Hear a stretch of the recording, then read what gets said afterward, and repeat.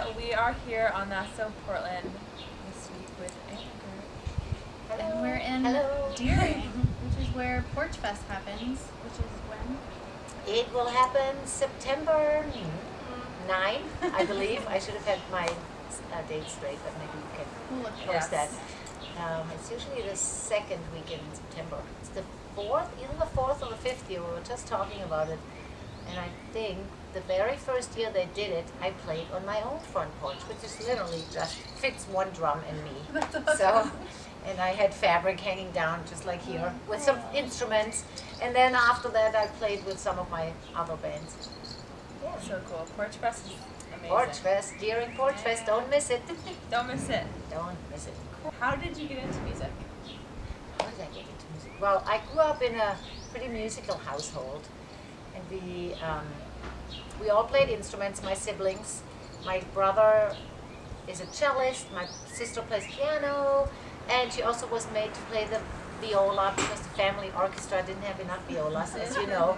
It's so she had to play viola, and I'm a violinist. That was my first instrument besides recorder, of course. In Germany, every kid learns recorder. Oh wow! To start with, somehow in their early childhood music. Anyway. So yeah, so I was always exposed to music, and we sang a lot at home, and so but it was all primarily classical music. That's how I grew up. Sunday mornings, Bach cantatas, you know, to breakfast, and then singing in the church choir. So and so then I decided to study music, and then my music and movement in Stuttgart at the University for Music and Performing Arts, and so I enrolled in this course called Eurythmics, and then I had to audition with my violin and a little bit of piano, and that's when I got into drumming. So then I got sidetracked, or basically pointed in the direction that I'm in now with the African drumming. And that goes pretty well with movement, right? Yes, totally. Drumming and movement. Actually, yes. Yeah, so I mean, I've never studied much of the dances of West Africa, but since I got into the camp in the music side of things, so that's where my interest was. And even though I love to dance, now I'm kind of stuck on that side. But it's definitely fun because the music in that style from Guinea, West Africa, and all from, I would say, many West Africa, or all of Africa, music and dance go together like hand in hand. There's never just a drum performance and people sit and then clap. Everybody's always involved in singing, clapping, and then dancing, just spontaneous and, you know, like group dancing. And you drum in some of the dance classes here in Portland, right? Yes, cool. yes. Awesome. Yeah, that's fun. That's where it sort of all makes sense then, you know, when you play those rhythms and you see them, you know, and then that relationship between dancers and drummers. That is. Well, I mean, my biggest influence, I would say, is my teacher, Famoudou Konate, who I studied with from the very beginning.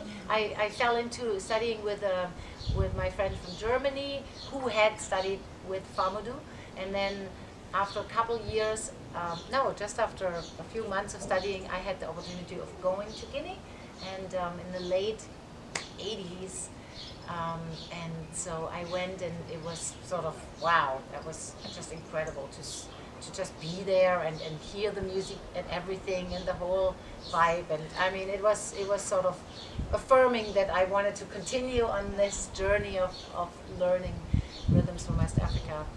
And so and of course many musicians along the way, you know, I've not studied just West African, but I was also interested some in Afro-Cuban and a little bit of Brazilian, and have, you know, had different, you know, and everything together I think enriches your style and your love of music, so yeah. For sure. Uh-huh. Yeah, definitely. Have you traveled a lot? Well, 25 years ago, I traveled a long way from Germany to live in the U.S., and that's where I've been living now, here in Portland, actually, for 25 years. And Yeah, when I lived in Germany, I travel a little more around Europe because it's closer. Easier. Now over the 18, 19 years that I've had kids, we've certainly gone back and forth a lot to visit family there. But when I'm here now in Maine with the family, I don't travel as much as I might want to. But still, within Anna, we've traveled around to Florida to teach and perform, and so we have a plan of going out west to Colorado and this fall. So Cool. And the djembe is a drum from West Africa, mainly Mali and Guinea. This drum is from Guinea.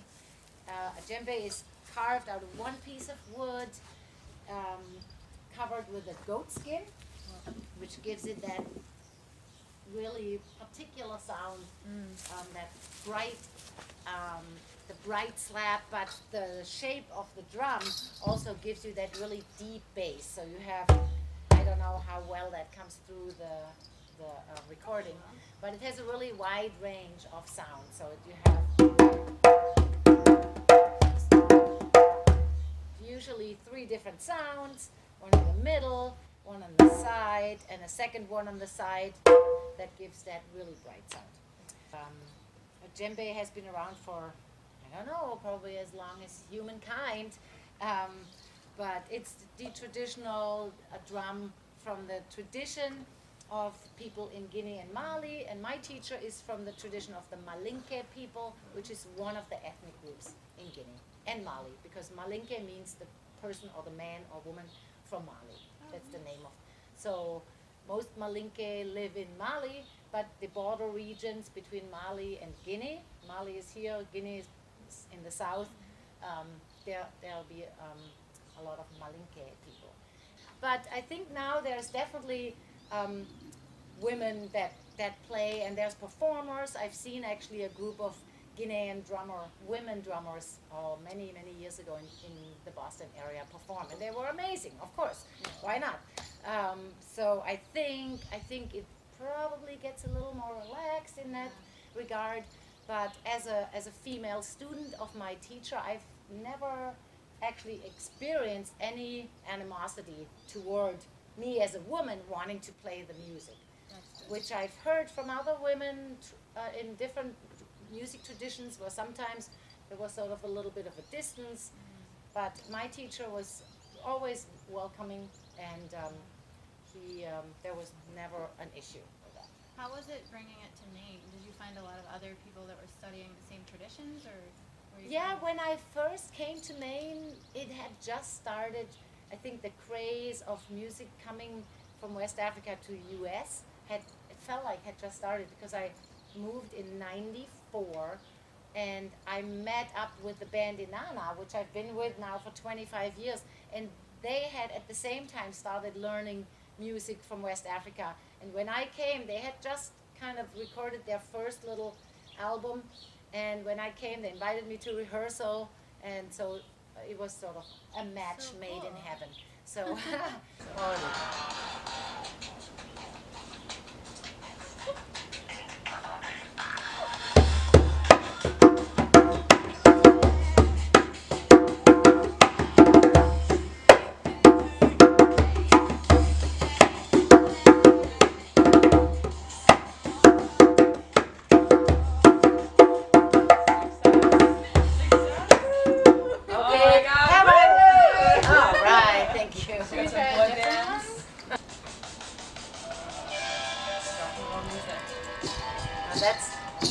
that's pretty simple. Again.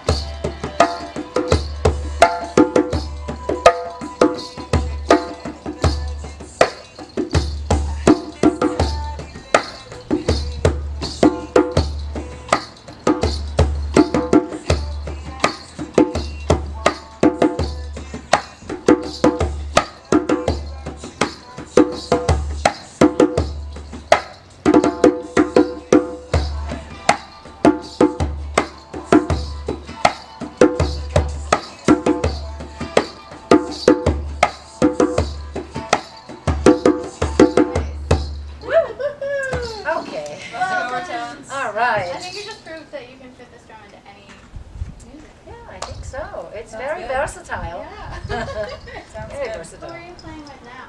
You're still with Anana. I'm still with Inanna, and our next concert will be in Kittery at the dance hall, but not until the beginning of summer. So the first day of summer, June 22nd at the Kittery Dance Hall.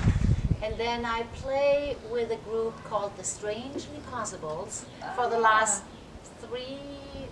4 years now. And we're gonna do some shows at the Deering Pub and Brewing Company in Biddeford, a beautiful brew pub right by the Saco River. Literally, you look out and you see the Saco River just like cascading down on one of those. Yeah, it's very pretty.